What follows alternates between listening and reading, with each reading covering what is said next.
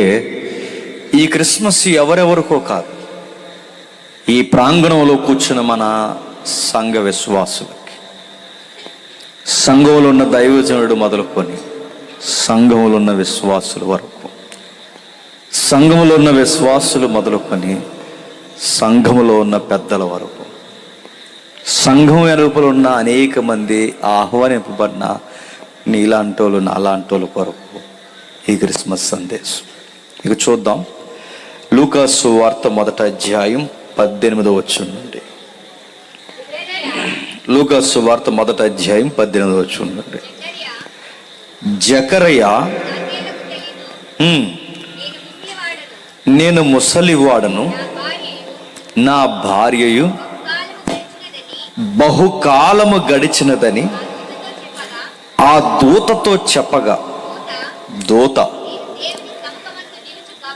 నేను దేవుని సముఖమందు నిలుచు గాబ్రియేలును నీతో మాట్లాడుటకు ఈ సువార్తమానము నీకు తెలుపుటకు పంపబడితిని, మరియు నా మాటలు వాటి కాలమందు నెరవేరినవి. కుదురుకోండి, చదివిన వాక్యాన్ని గమనించండి. సీనియర్ పాస్టర్ గారు ఉన్నారట, ఆ పాస్టర్ గారి పేరు జకరయ్య. సీనియర్ పాస్టర్ అమ్మ గారు కూడా ఉన్నారు అక్కడ, ఎలిజబెత్ అమ్మ. వారి ఇరువురి జీవితాల మధ్య బిడ్డలు లేరట. బిడ్డలు లేని వాళ్ళ తనం, వాళ్ళ గొడ్రాల తనం, వాళ్ళ మధ్య గొడవలు తేలేదు. బిడ్డలు లేకపోయిన ఇంత బారెడు కాలం బతకగలిగారంటే వాళ్ళు దేన్ని బట్టి ఉండగలిగారు చెప్పండి? దేవుణ్ణి బట్టి. నేను అడుగుతున్నాను, ఈరోజు బిడ్డలు పుట్టడం కాస్త ఆలస్యం అయితే ఏమవుతుంది చెప్పండి? గొడవలైనా పెట్టేసుకుంటున్నారు, విడాకులైనా తీసేసుకుంటున్నారు. లేదంటే ఈ పుట్టింటోళ్ళందరూ ఆ పిల్ల వెనకాల కాస్త వివరణ ఇవ్వడం సరిపోతుంది, ఈ అత్తింటోళ్ళందరూ దీన్ని చేసుకున్నాం గొడ్డిదాన్ని అని వీళ్ళు తిట్టడం సరిపోతుంది. చివరికి తిట్టి తిట్టి తిట్టి ఆ ఇద్దరి మధ్య ఆ పొసగన పరిస్థితులు ఇంకా పెద్దవి చేసి వాళ్ళని విడదీసేస్తున్నారు. ఇక మరికొంతమంది మొండి మొగోళ్ళు ఉంటారు, వాళ్ళు ఏమంటారంటే ఇంక ఈవిడ వలన పిల్లలు పుడతలేదు కాబట్టి ఇంకో ఇల్లు రెడీ చేస్తారు. ఇది అదో ఎక్స్ట్రీమ్ బ్యాచ్ అన్నమాట. ఇలాంటి పరిస్థితులు ఈరోజు కుటుంబాల మధ్య ఉన్నాయి. కానీ వాళ్ళు చూడండి, వాళ్ళ దాంపత్య జీవితంలో పిల్లలు లేనితనం గొడవలు తేలేదట. వాళ్ళు అంత భక్తి ఉంది. అయితే ఆ భక్తిని వాళ్ళు అలా కొనసాగిస్తూ వెళుతూ ఉండగా దేవుని పరిచర్యలో నిమగ్నమైపోయిన సేవకుడు జకరియా గారు. పరిచర్యలు ఉన్నంతకాలం పరిచర్య చేస్తాడు. ఇంటికి వెళ్ళిన తర్వాత వాళ్ళిద్దరూ ఒకరినొకరు తిట్టుకోరు, కానీ బాధపడతారేంటి, వయసు అయిపోయింది, పిల్లలు లేరేటండి అని. అలా ఒకరినొకరు ఓదార్చుకుంటున్న టైంలో దేవదూత వచ్చింది. ఈ వచ్చిన దేవదూత పేరు ఏమని రాయబడింది? గాబ్రియేల్. ఆయన వచ్చి మాట్లాడుతున్నాడు. గాబ్రియేల్ అంటున్నాడు, నేను నీతో కొన్ని విషయాలు చెబుతున్నాను, ఇది నీకు సువార్తమానము, నేను తెలుపుటకు నేను పంపబడితిని, నువ్వు తండ్రి అవుతావయ్యా అన్నాడు. అప్పుడు ఈయనేమనాలండి? నా దేవుడు నిన్ను పంపించి మాట చెప్పించాడంటే నా మాటను, నా దేవుని మాట స్థిరపరచు దేవుడు గనక ఖచ్చితంగా నేను తండ్రిని అవుతానని నమ్మాలి కదండి. ఈయన ఏమన్నాడు చెప్పనా? ఇప్పుడు ఎలా పుడతారండి? ఈ మాట ఎవడో సామాన్యుడు అంటే పర్లేదు, ఈ మాట ఎవడో బయటోడు అంటే పర్లేదు, ఈ మాట దేవుణ్ణి పొడి పొడిగా నమ్మినోడు అంటే పర్లేదు. ఈ మాట అంటున్నది ఎవరు తెలుసా? సుమారు చెప్తాను, ఒక 60 ఏళ్ళ సేవ చేసిన సేవకుడు అంట. అంటే సేవకుడే దేవుణ్ణి నమ్మకపోతే సామాన్యులు నమ్ముతారా? ఊర్లో ఏం జరిగిందో చెప్పనా? చర్చి కడదాం రెడీ అయ్యారట. చర్చి కడదాం రెడీ అయ్యి ఆ చర్చి కడుతున్న టైంలో ప్లానింగ్ వేయడానికి పాస్టర్ గారే బేపనాయని పిలిచాడట. గొడవ లేదు ఇంకా. చూసారా? దైవజనులే ఇలాంటివి నమ్మితే ఇక విశ్వాసులు ఇష్టానుసారంగా ప్రవర్తిస్తారు. అసలు ఈ మాట జకరియా గారు అనకూడదండి. ఎలా పుడతారు ఈ వయసులో? నువ్వు అనకూడదు, ఎందుకంటే నువ్వు సేవకుడివి. నువ్వు అబ్రహాము శారమ్మ జీవితాలు చదివిన సేవకుడివి. వృద్ధాప్యంలో పిల్లలు పుట్టిస్తాడని నమ్మాల్సిన సేవకుడివి. నువ్వెందుకు అనగలుగుతున్నావు? అనకూడదు, ఎందుకంటే నువ్వు ఆల్రెడీ బోధించే స్థితిలో ఉన్నవాడు. కాబట్టి దేవుడు ఒక మాట అన్నాడు, నీకు నమ్మకం కావాలా, చూసిన కావాలా, ఒకే ఒకటి చూసినా నీ నోరు అడిపోద్ది అన్నాడు. నీకు ఒక మాట చెప్పిన, బైబిల్ ఏముంది చెప్పిన, సామాన్యుడికి 2 దెబ్బలట, సేవకుడికి క్షమించండి బయటోడికి 1 దెబ్బట, సేవకుడికి 2 కోటింగ్లు ఎక్కువ ఉంటాయి. అందుకే దేవుడు ఏమన్నాడంటే, నీ చూసిన జరిగేంత వరకు నీకు నోరు రాదన్నాడు. నోరు ఆగిపోయింది. అయితే మనకు కావాల్సింది ఈ దంపతులు గొడవ కాదు, కానీ ఆ వచ్చిన దేవదూత యొక్క క్యారెక్టర్ మీరు గమనిస్తున్నారా? ఆ వచ్చిన గాబ్రియేలు యొక్క క్యారెక్టర్ మీరు గమనిస్తున్నారా? ఆ గాబ్రియేలు ఏం చెబుతున్నాడు చూడండి, నేను దేవుని సముఖమందు నిలుచు గాబ్రియేలు. అసలు ఇది చూడండి, ఏదైనా మోమాటం లేకుండా చెబుతాడంటే చెబుతాడు. అంటే ఈయనకు పేరెట్టొచ్చు, ఈయన మోమాటం లేని వర్తమానికుడు. ఎవరు? గాబ్రియేలు. ఈయన మోమాటం లేని వర్తమానికుడు గనకే నువ్వు దేవుని శంకించావు గనక నీ రాదన్నాడు. ఈయన మోమాటం లేని వర్తమానికుడు గనకే ఎక్కడో పల్లెటూరులో ఉన్న పిల్ల దగ్గరికి వెళ్ళి, ప్రదానం చేయబడిన అమ్మాయి దగ్గరికి వెళ్ళి గొక్క తిప్పుకోకుండా, ఏమనుకుంటుందో ఆలోచించకుండా, మోమాటం లేకుండా ఏమన్నాడు చెప్పండి, నువ్వు గర్భవతి అవుతావు అనుకో. ఇదే మాట, ఇదే ప్రసంగం ఓ పల్లెటూరు పిల్ల దగ్గరికి వెళ్ళి దేవుడు మనం చేయమంటే, నేను అర్థమైందో లేదు మీకు? ఇప్పుడు గాబ్రియేలు మోమాటం లేనోడని అంటున్నానుగా, ఆయన అంత మోమాటం లేనోడని మనకు తెలియడానికి, ఆయన తిరుగులేని ప్రసంగికుడని మనకు తెలియడానికి, అదే ప్రసంగాన్ని మనం చెప్పమంటే ఆ రోజు, లేదా ఆ ప్రసంగాన్ని మన భుజాల మీద చెప్పమంటే, పెళ్లిగా అమ్మాయి దగ్గరికి వెళ్ళి కంగారు పడకు గర్భవతి అవుతావు అంటే ఏమంటది? నన్ను సేవడాలు తీసేస్తానంటది. పోనీ ఆవిడ దగ్గరికి వెళితే తర్వాత విషయం, ముందు ఆ వెళ్ళాలన్న ధైర్యం నాకు ఉంటుందా? ఆవిడ దగ్గరికి వెళ్ళి చెప్తే ఏమంటది? ఒళ్ళు ఎలా ఉందంటది, చెప్పి తెగిపోద్ది అంటది, పారాగాన్ని అంటది, ఏదో అంటది, ఒకటి మాట్లాడుతుందా? కొడతారు అవసరమైతే పెళ్లిగాని అమ్మాయి దగ్గరికి వెళ్ళి ఎగాదిగా మాట్లాడితే. కానీ ఆ ప్రసంగికుడు చూడండి, ఆ పల్లెటూరు అమ్మాయి దగ్గరికి వెళ్ళి నువ్వు గర్భవతి అవుతావు అంటాడు. ఆ వృద్ధాప్యంలో ఉన్న ఆ దంపతుల దగ్గరికి వెళ్ళి మీరు గర్భవతి, నీ భార్య గర్భవతి అవుతుంది అంటే, ఈయన దేవుడు ఏది చెప్పమన్నాడో చెప్పండి, అది మోమాటం లేకుండా చెప్పేసే ప్రసంగికుడు. క్రిస్మస్ లో ఎలాంటి ప్రసంగికులు పిలవాలి చెప్పండి, దీన్ని బట్టి చెప్పండి. ఇది క్రిస్మస్ మెసేజే. క్రిస్మస్ లో ఎలాంటి వర్తమానికులను పిలవాలి చెప్పండి? మోమాటం లేని వర్తమానికులను పిలవాలి. గాబ్రియేలు మోమాటం లేని వర్తమానికుడు గనకే మొట్టమొదటి క్రిస్మస్ ప్రసంగికుడు గాబ్రియేలు, మొట్టమొదటి వర్తమానికుడు గాబ్రియేలు. అయితే ఆయన వచ్చిన తర్వాత ఆయన గూర్చి తనను తాను పరిచయం చేసుకుంటున్నాడు. చూడండి, దూత చెప్తుంది, నేను దేవుని సముఖమందు నిలుచు గాబ్రియేలు.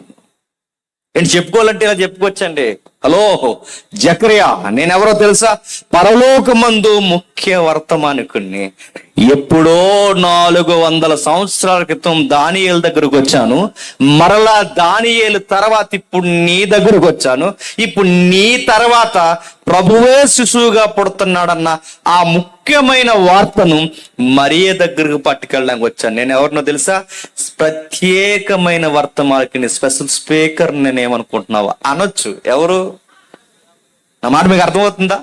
ఇప్పుడో 400 సంవత్సరాల క్రితం వచ్చాను, అది దానియేలు దగ్గరికి, మళ్ళీ ఇప్పుడు నీ దగ్గరికి, మరలా మరియమ్మ దగ్గరికి. అంటే నేను ప్రత్యేకమైన వార్తలు తెచ్చే వర్తమానికునే తప్ప ఎలా పడతాలో వచ్చేసే వర్తమానికుని కాదని గొప్ప చెప్పుకోవచ్చు. కానీ చెప్పాడా?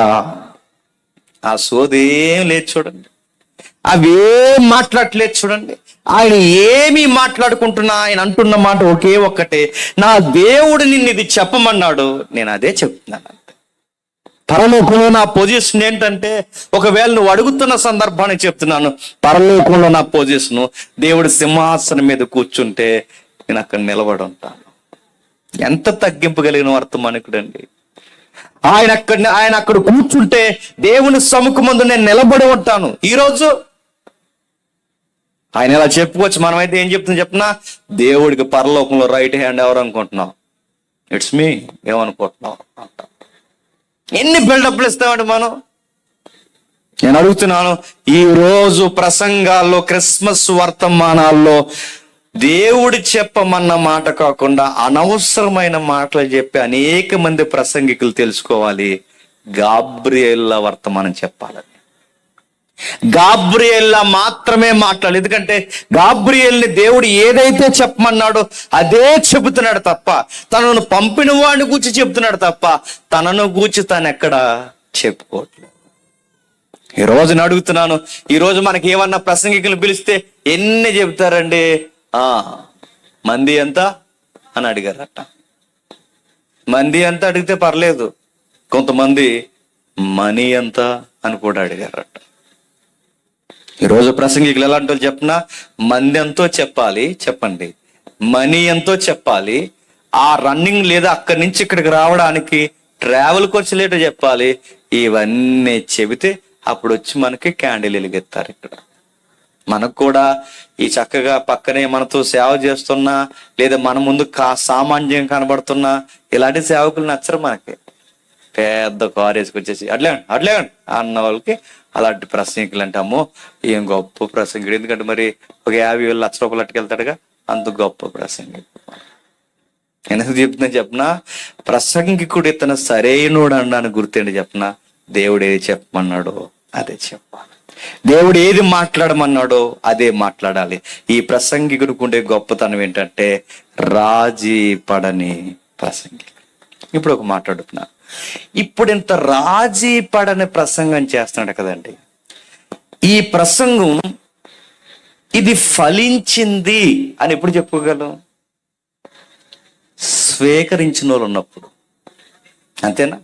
ఇప్పుడు నేను ఈ మైక్ ఎరగొట్టేసి, బల్ల ఎరగొట్టేసి, దేవుడు మోమాటం లేకుండా చెప్పమని నా పై బట్టల నుంచి కింద బట్టల వరకు సింపేసుకుని నేను ఇష్టానుసారంగా దేవుని ఆవేశంతో మాట్లాడిన తర్వాత ఆ ప్రసంగం ఫలం వచ్చిందని ఎప్పుడు తేలుతుంది? అది దాన్ని రిసీవ్ చేసుకునే విశ్వాసం కావాలి.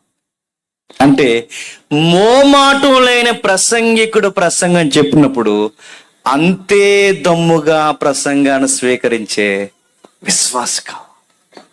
ఎవరున్నారా దమ్మున్న విశ్వాసి? జకరయ్య కాదు, జకరయ్యకు ధైర్యం లేదు. గాబ్రియేలు ప్రసంగాన్ని దమ్ముగా తీసుకునే ఆ సమకాలీన క్రిస్మస్ విశ్వాసం ఎవరున్నారు?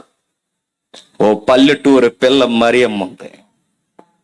ఆ మరియమ్మ తీసుకుంది. ఇతను ఎంత మోమాటం లేకుండా ఆయన ప్రసంగం చెప్పాడో అంతే మోమాటం లేకుండా ప్రసంగం స్వీకరించింది. చూడండి, నీ ప్రసంగానికి జవాబు నేనే అంతే. నీ ప్రసంగానికి సారాంశము ఆ దేవుడి చిత్తమైతే నేను మోయడానికి సిద్ధం. రాజీ పడని ప్రసంగానికి రాజీ పడని విశ్వాసి ఎవరు చెప్పండి?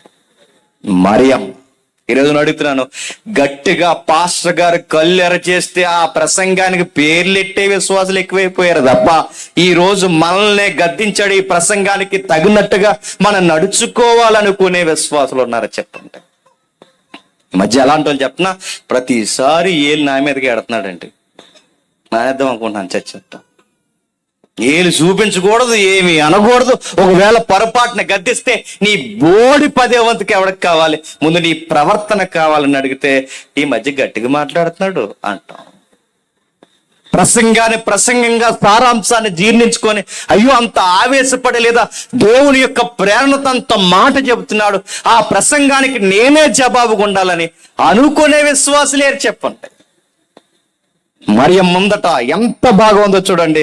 ఆ రాజీ పడిన ప్రసంగికుడు వెళ్ళాడు. 26వ వచనం ఉంటే 6వ నెలలో గాబ్రియేలు అనే దేవదూత గలిలయలోని నజరేతను ఊర్లో దావీదు వంశస్థుడై యోసేపు అనే ఒక పురుషునికి ప్రదానము చేయబడిన కన్యక యొద్దకు దేవుని చేత పంపబడును. ఆగుదాం. మరియమ్మ అనగానే అందరు కొన్ని ట్యాగ్ లైన్స్ ఇస్తారంటే, మొట్టమొదటి ట్యాగ్ లైన్ ఏంటి చెప్పనా? పరిశుద్ధమైన మరియ. నెక్స్ట్ రెండో ట్యాగ్ లైన్ ఏమిస్తారు? భయభక్తులు కలిగిన మరియ. మూడో ట్యాగ్ లైన్ దయ పొందిన మరియ. నాలుగో ట్యాగ్ లైన్ దర్శనం పొందిన మరియ. ఐదవ ట్యాగ్ లైన్ ఇదిగో ఎంపిక చేయబడిన మరియ. కానీ మనం వదిలేసే ట్యాగ్ ఏంటి చెప్పనా? దేవుని ప్రసంగానికి ధీటిగా తన చిత్తం కొరకు మొత్తం జీవితాన్ని పణంగా పెట్టే దమ్మున్న మరియ అని మాత్రం మనం చదవం. నా మాట మీకు అర్థమైందో లేదో? పరిశుద్ధమైన మహిళ, ప్రార్థనా పరుడైన మరియా, లేదా దేవుని చేత భక్తురాలిగా పిలువబడిన మరియా, దేవుని చేత దయ పొందిన మరియా, ఇవన్నీ ఓకే. కానీ అంతకు మించింది, అంతకు మించి అని చెప్పిన దేవుని చిత్తము కొరకు తన జీవితాన్ని ఇచ్చేసే మరియా, ధైర్యముగా సమాజాన్ని ఎదిరించి నిలబడే మరియా, నేడు రేపో పెళ్ళెట్టుకునే ఆ పెళ్లి ఏమవుతుందా అని భయము కూడా లేకుండా దేవుని కొరకు ఏమైనా పర్లేదని నిలబడ్డ మరియా. చాలా మంది ఎవరు వస్తున్నారు మమ్మల్ని అడుగుతున్నారు. ఇలాంటి ప్రసంగికులు మీకోసం ఇంత ధీటుగా ప్రసంగం చెప్పినప్పుడు, అయ్యా మీ ప్రసంగానికి ధీటుగా మేము నిలబడతామనే యవనస్తులు మరీ ఇలాంటి వాళ్ళు ఉన్నారా చెప్పండి. ఏమడుగుతామండి వచ్చి మనం? ప్రసంగం అయిన తర్వాత ఈరోజు ప్రసంగంలో దేవుడు నాతో మాట్లాడాడు, ఎక్కడి నుంచి నిష్ఠాగరిష్ట దేవుని కొరకు గడిస్తానన్న వాళ్ళు ఉన్నారా? అయిన తర్వాత వచ్చి అంటారు, పరీక్షలు వచ్చేస్తున్నాయండి, మంచి మార్కులు రావాలని ప్రార్థన. పుస్తకం చదవరు, మంచి మార్కులు రావాలని ప్రార్థన చేయండి. ఓకే, మంచి మార్కులు వచ్చేసినాయి. తర్వాత ఏంటి? మార్కులు వచ్చి బాగా స్టడీస్ అయిపోయిన తర్వాత మళ్ళీ వస్తారు, మళ్ళీ ప్రసంగం అయిపోయి వస్తారు. ఏంటంటే మంచి ఉద్యోగం రావాలని ప్రార్థన చేయండి. ఆ ఉద్యోగం కూడా వచ్చేస్తుంది. ఉద్యోగం అయిన తర్వాత ఇంకా ఏం కావాలమ్మా అంటే, అదే ఉద్యోగం వచ్చేసింది, చదువులు అయిపోయినాయి, జీతం కూడా వచ్చేస్తుంది, ఇంకా మంచి భార్య రావాలని ప్రార్థన చేయండి సార్. దేవుని దయలో మీ అయ్యగారు మరి బిడ్డలు భావిస్తారు కనుక మంచి భార్య కూడా రావాలని ప్రార్థన చేసేస్తారు. దేవుని దయలో భార్య కూడా వచ్చేస్తారు. భార్య అయిపోయింది, చదువు అయిపోయింది, నెక్స్ట్ ఉద్యోగం అయిపోయింది, నెక్స్ట్ భార్య వచ్చేసింది, నెక్స్ట్ ప్రాజెక్ట్ ఏంటి చెప్పండి? ఆడపిల్లలు కాదండి, మగపిల్ల పుట్టేలా ప్రార్థన చేయండి, అది కూడా జరిగిపోద్ది. పిల్లలు పుట్టిన తర్వాత ఏంటి? పిల్లలు ఎదుగుతున్నారు, వాళ్ళ కొరకు ప్రార్థన చేయండి. పిల్లలు ఎదిగిన తర్వాత ప్రార్థన ఏంటి? వాళ్ళ చదువుల కొరకు ప్రార్థన చేయండి. వాళ్ళ చదువులు అయిపోయే ప్రార్థన ఏంటి చెప్పండి? సైకిల్. వాళ్ళ ఉద్యోగం కొరకు ప్రార్థన చేయండి. వాళ్ళ ఉద్యోగం కొరకు అయిపోయిన తర్వాత ఏంటి? మంచి భార్య భర్త రావాలని ప్రార్థన చేయండి. మళ్ళీ ఏంటి? మనవరాన్ని ఎత్తుకునేలా. నేను అడుగుతున్నా, బతుకంతా ఇదే సైకిల్ తప్ప. అయ్యా ఈ వారం ఈ ప్రసంగం మాట్లాడారు, నా జీవితంలో నాకు అర్థమైంది, నేను దేవుని కొరకు ఫలిస్తానయ్యన్న ఒక్క విశ్వాస సంఘంలో కనబడుతున్నారండి. అవసరాల కొరకు తప్ప. ఏడాది క్రిస్మస్ వచ్చిపోతుంది తప్ప మరియమ్మ ఆ తరానికి నిలబడింది. కనీసం మా ఊరికి ఇదిగో ఆ ప్రభుని గర్భంలో కాదు, నా గుండెల్లో, నా జీవితంలో పెట్టుకుని మోసి నా తోటి యవనస్తులందరికీ, నా తోటి విశ్వాసులందరికీ మరి ఎలా ఆయన్ని మోస్తానని ఒక్క విశ్వాస కనబడుతున్నాడు చెప్పండి. ఎక్కడున్నాయి చెప్పండి? Merry Christmas, happy Christmas, merry Christmas అనుకోవడం సరిపోతుంది. Merry Christmas happy, okay, merry Christmas happy Christmas అంటే ఆయన హ్యాపీ అయిపోడు. ఆ రోజు గాబ్రియల్ వచ్చి ఆ వర్తమానం చెప్తే ఆ వర్తమానాన్ని మరియ స్వీకరించింది కనుక దేవుడు ఆనందపడ్డాడు. ఈరోజు వర్తమానం ఇక్కడ వచ్చి మాట్లాడితే ఆ వర్తమానాన్ని మీరు స్వీకరించి, దేవా మా ప్రాంతానికి సాక్షిగా ఉంటామయ్యా అని మీరు స్వీకరిస్తే అప్పుడు ఆయనకి హ్యాపీ అనిపిస్తుంది. క్రిస్మస్ సందర్భంలో నీకు నాకు ఏం కనబడుతుందంటే, ఒక గొప్ప ప్రసంగికుడు ఉన్నాడు, అంతే గొప్ప ప్రసంగాన్ని స్వీకరించే ఒక గొప్ప విశ్వాసి ఉంది. పైగా అమ్మాయి పొజిషన్ ఏంటో తెలుసా? ఆమెకి ఏమైందట? నిశ్చితార్థమైందట. నిశ్చితార్థమైన అమ్మాయి. అలాంటి టైంలో దేవదూత వచ్చి మరియమ్మతో, ఇదిగో నువ్వు గర్భవతి అవుతావంటే ఎన్ని కలలుగానే ఉంటుందండి. అప్పటికే ఎన్ని కలలుగానే ఉంటుంది చెప్పండి. ఆ కళలన్నీ ఎవరి కొరకు లేదని చెప్పండి, దేవుని కొరకు. మాట్లాడుతున్నాను వయసులో ఉన్న తమ్ముళ్ళని, చెల్లెల్ని, మీరెన్ని డ్రీమ్స్ కంటారో కనండి, మీరెన్ని కళలు కంటారో కనండి, కానీ అది దేవుని చిత్తము కాదని తెలిసిన నాడు వదిలేయండి. అది దేవుని చిత్తమే కాదు, నీ తల్లిదండ్రులకు కూడా అది ఆయాసం అని అర్థమైతే ఆ రోజే వదిలేయండి. మరియమ్మ ఏకంగా దేవుడి కొరకు తన వివాహాన్ని రిస్క్ లో పెట్టింది. ఈరోజు దేవుడి దాకా ఎందుకులేండి, తల్లిదండ్రులు ఏమనుకుంటారన్న భయం కూడా లేకుండా చెప్పండి. ఈరోజు ఎంత మొండిగా తయారయ్యారు చెప్పిన, చదువుకోమ్మా అని పంపిస్తే చదవరు, చదువుకోరా అని పంపిస్తే చదవరు. మరి ఏం చేస్తారు? పోయి ఆ బీచ్లు, ఆ పార్కులు, ఆ రోడ్ల మీద తిరిగి తిరిగి మొత్తం ఇంటర్మీడియట్ లో సబ్జెక్టులు అన్నీ ఉండించేసి, ఆ తర్వాత డిగ్రీలోకి వెళ్ళాక అటు వెళ్ళాక ఇట్లు వెళ్ళాక వీడికి ఏ పని రాక, ఆ తర్వాత అటు ఇటు ఊగి ఈడేదో కలిసి వస్తాడంటే ఈడు కలిసి రాక, చివరికి ఈయన పోషించలేక ఈడు శుభ్రంగా తినేసి ఇంట్లో ఉంటే ఈయన ఏం అనలేక, ఎందుకంటే ఇంత అయిపోడు, ఏం అనలేక చివరికి తల్లిదండ్రులే వదిలేసి ఈడి కొరకు కష్టపడడానికి విదేశాలకు పోతున్నారు. కాదా చెప్పండి? ఈరోజు జరగట్లేదు చెప్పండి. ఈరోజు తల్లిదండ్రులు కలలను కాలరాస్తున్న వారు ఉన్నారు. ఈరోజు తల్లిదండ్రులు ఇది కాదురా అంటే తల్లిదండ్రుల మీద కేసులు పెట్టే పిల్లలు ఉన్నారు. మరియమ్మని చూడండి, తన తల్లిదండ్రులు ఎవరో నాకు తెలియదు కానీ తనను కనిన తండ్రి అయిన దేవుని చిత్తం కొరకు తన నిశ్చితార్థం జరిగిన విషయాన్ని పక్కన పెడుతుందంట. ఏమనుకుంటారమ్మా అంటే, ఏమో సార్ ఏమనుకుంటారు నాకు తెలియదు కానీ ఒకటైతే నాకు తెలుసు, మా ఆడబడుచులు ఉండరండి ఆవిడికి, నా బంధువర్గం, మా ఇరుగు పొరుగు వారు, మా స్నేహితులు, వీళ్ళందరూ ఖచ్చితంగా ఇన్ని రోజులు భక్తురాలు అనుకున్నారు సార్, కానీ ఈరోజు నన్ను చాలా పాపాత్మురాలు అనుకుంటారు.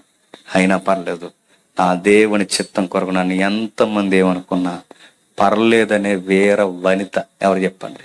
మరియమ్మ.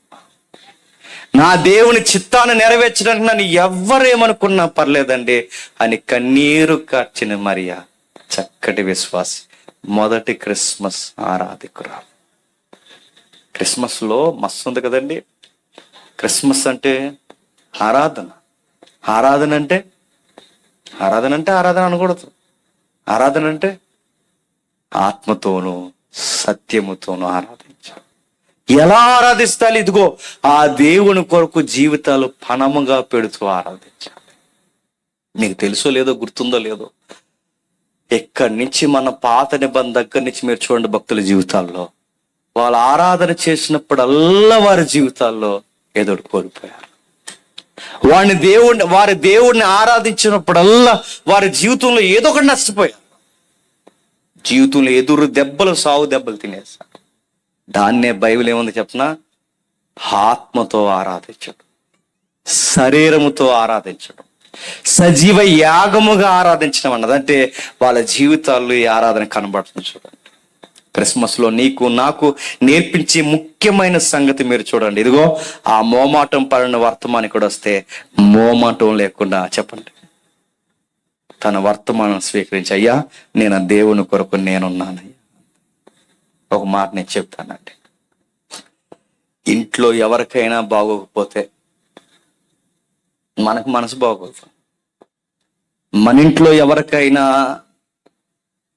ఇక నేడు రేపు హాస్పిటల్లో జాయిన్ చేసి ఇంక అక్కడే ఉండాల్సి వస్తుందని తెలిస్తే మన మనసు అంతా విరిగిపోతుంది.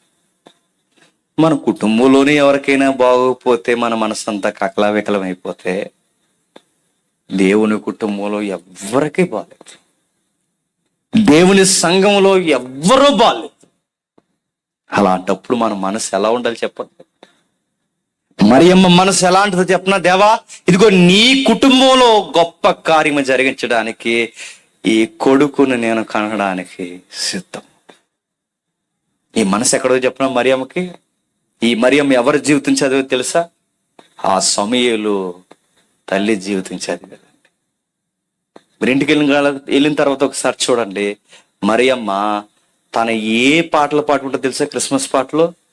అంతకు ముందు సమూయేలు తల్లి అన్న ఏ పాటలు అయితే పాడిందో అదే పాట మరియమ్మ పాడుకుంటారు. అంటే మరియమ్మకి ఎవరి లైఫ్ ఇన్స్పిరేషన్ చెప్పండి? అన్నా జీవితం ఇన్స్పిరేషన్ అన్నమాట. అన్నా జీవితం ఎలా ఇన్స్పిరేషన్ అయింది? అన్న ఏడ్చింది దేవాలయంలోకి వచ్చి. తన సంసారం బాగోకపోయినా తన సంసారం కోసం ఎక్కువ కుమిలిపోలేదు. తన భర్త తన తల్లిగా పట్టించుకోకపోయినా తన భర్త కొరకు ఎక్కువ మదన పడిపోలేదు. తన బాధపడిందల్లా ఎవరి కొరకు బాధపడింది చెప్పిన? దేవా, నా సంసారమే కాదు ఈ సమాజం కూడా బాగలేదు, ఈ సమాజమే కాదు నీ సంఘం కూడా బాగలేదు, ఈ సంఘమే కాదు ఈ సంఘ నాయకులు కూడా బాగలేదు. అందుకే ప్రభువా, నేను కంటే బిడ్డను కానీ నీ రాజ్యం నిలబెట్టడానికి అంటాను ప్రభువా అంటే. మరలా ఈ లోకానికి, సంఘాలకి, సంసారాలకి, సమాజానికి ప్రక్షాళన చేసే ఒక మగపిల్లగాన్ని కంటాను ప్రభువా. ఆ తల్లి ఆ నిండు గర్భాన్ని అన్నా అనే తల్లి ఎవరి కొరకు మోస్తుందో తెలుసా? దేవుని సమాజాన్ని బాగుపరచడానికి, దేవుని సంఘాన్ని బాగుపరచడానికి, దేవుని చిత్తాన్ని నెరవేర్చడానికి ఒక మగ బిడ్డను 9 నెలలు మోసి మాట ఇచ్చింది, పాలు విడిచిన వెంటనే తెచ్చి నీకు ఇచ్చేస్తాను. అలాంటి జీవితాన్ని చదువుతుందండి ఎవరు? మరియమ్మ. అలాంటి జీవితాన్ని ప్రతిరోజు చదువుతుంది. చదివి చదివి చదివి ఆ మాటలు బట్టి బట్టి, ఆమె పాడిన పాట కూడా బట్టి పెట్టి ఈమె కొన్ని నిర్ణయానికి వచ్చింది. కవ్వా, ఆ రోజు ఆ సమాజం కొరకు అన్న తన బిడ్డని కంటే ఈ రోజు యావత్తు లోకం కొరకు నీ బిడ్డను నేను కంటాను. ఆ రోజు ఆ సమాజాన్ని బాగు చేయడానికి అన్న ఆమె నిలబడింది. ఈ రోజు ఈ లోకాన్ని బాగు చేయడానికి నా జీవితాన్ని, 17 ఏళ్ల జీవితాన్ని పణంగా పెడుతున్నాను ప్రభు. వచ్చి మాట్లాడుతుంది గాబ్రియేలు. ఎంత పెద్ద విషయాలు మాట్లాడుతుందో గాబ్రియేలు వచ్చి మాట్లాడుతుంది. చూడండి, ఆ దూత లోపలికి వచ్చి ఆమెను చూసి, దయాప్రాప్తిరాలా, నీకు శుభము, ప్రభు నీకు తోడై ఉన్నాడని చెప్పాను. ఆ మాటకు ఆమె బహుగా తొందరపడి ఈ శుభవచనం ఏమిటో అని ఆలోచించుకొనొచ్చుండగా దూత, భయపడకు, దేవుని వలన కృప పొందితివి, ఇదిగో నీవు గర్భము ధరించి కుమారుని కని ఆమెకు యేసు అని పేరు పెట్టదువు, గొప్పవాడే సర్వోన్నతుని కుమారుడు అనబడును. బాగా వినండి, నీ గర్భం మామూలు గర్భం కాదమ్మా, గొప్పవాడు నీ గర్భాన్ని పుట్టబోతున్నాడు. అండ్ మరియమ్మ జీవితం కన్నీళ్ళు వచ్చే జీవితం అండి. ఆ గొప్పవాడైన దేవుడు తన గర్భాన్ని పుట్టి ఆయన ఎదిగిన తర్వాత ఇలా సమాజంలో అద్భుత కార్యాలు చేస్తుంటే ఆయన కన్న మరియమ్మ వచ్చి, అయ్యా నీ వలన వీళ్ళు కొంచెం మేలు పొందాలనుకుంటున్నారయ్యా అంటే ఆ గొప్పవాడైన ప్రభు అన్నాడట, మరియా నాతో నీకేం పని అన్నాడట. అమ్మా, ఇంకా నాతో నీకేం పని అంటే, నలుగురు మధ్య తన కొడుకు తన మాట వింటాడని మాట్లాడుతుంటే ఇప్పుడు ఆ గొప్పవాడైన కొడుకు ఏమన్నాడు చెప్పండి? ఉన్న గౌరవం తీసేసాడు అక్కడ. ఎవరు నా తల్లి? తల్లిని ముందెట్టుకుని అన్నాడండి, ఎవరు నా తల్లి, ఎవరు నా తండ్రి? దేవుని చిత్తము నెరవేర్చిన వారే నా తల్లియు నా తండ్రి అనగానే ఆ రోజు ఆమె గుండె ఏమైపోయి ఉంటుంది చెప్పండి.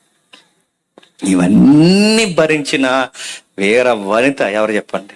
మరియా. ఈరోజు ఉన్నారు మరియమ్మలు. ఇక్కడ ఎవరున్నది వెళ్దండో. ఈ మరియమ్మలు అదో రకం, ఈ తరం అన్నాలు అదో రకం, ఈ తరం శారములు అదో రకం కదండి. ఈరోజు సంఘంలో ఉన్న ఈ తల్లులు అదో రకం, ఆ పేర్లే ఉన్నాయి, వాళ్ళ తీర్లు లేవు. పచ్చి బూతులు మాట్లాడుతుంది. ఎవరండి ఇప్పుడు ఎలా మాట్లాడుతుంది అంటే, శారమ్మ అలాగే మాట్లాడతారు. శారమ్మ పచ్చి బూతులు మాట్లాడుతుంది. ఈ తరం శారమ్మలు అలా ఉన్నారు. ఎవరండి ఈ గయ్యాలి కంప ఎలా మాట్లాడుతుందంటే, అన్న అన్న అలాగే మాట్లాడుతుంది, అన్నకి తినేసి. ఎవరండి ఈవిడ ఎలా మాట్లాడుతుంది, ఇన్ని పచ్చి బుద్ధులు మాట్లాడుతుందంటే, ఏం చేద్దాం మరియమ్మ. చూసారా, పేర్లు పెట్టుకున్నారు కానీ బుద్ధులు మాత్రం అలాగే ఉన్నాయి చూడండి. మగోలు మాత్రం తీసి పాటేశారా? మగోలు కూడా అంతే కదండి. ఎవడండి వీడు ఎలా తాగేస్తున్నాడంటే, ఆ బ్యాండీ తాగేవాడు ఎవడనుకుంటున్నారు? అబ్రహాం గారు అలా తాగేస్తారు ఆయన. సంఘంలో అబ్రహాం ఆయన. ఈడెవడండి ఎలా సారా తాగేస్తున్నాడంటే, మిక్కిలి సాత్వికుడు సారా తాగేస్తాడు మోసే. చూసారా? అడుగుతున్నాను, భక్తుల పేర్లు పెట్టుకుని ఆ భక్తుల జీవితాల తీర్లు లేని ఈ రోజు క్రిస్మస్ ఆరాధకులు లేరా చెప్పండి. అలాంటి మరియ పేరు పెట్టుకుని అలాంటి మరియ లాంటి జీవితం లేని మరియలు లేరా చెప్పండి. అబ్రహాం లాంటి పేర్లు పెట్టుకుని అబ్రహాం జీవితాలు లేని భక్తులు లేరా చెప్పండి. ఉన్నారు. కానీ రోజు చూడండి, ఆమె జీవితాన్ని చూడండి, ఎంత త్యాగం చేస్తుందో చూడండి. తన కొడుకు తన అవమానపరుస్తున్న ఆమె త్యాగము ఎంత చేసి తన తగిన ఫలము అందరూ చూసేలా ఉంటారు అనుకున్న గుర్తుపట్టండి. తనని ఎవ్వరూ పట్టించుకోకుండా చివరికి ఆ కొడుకు కూడా అన్నాడట, అమ్మా ఇంకా నాతో నీకు ఏం పని. ఇన్ని మాటలు పొడి చేశారు.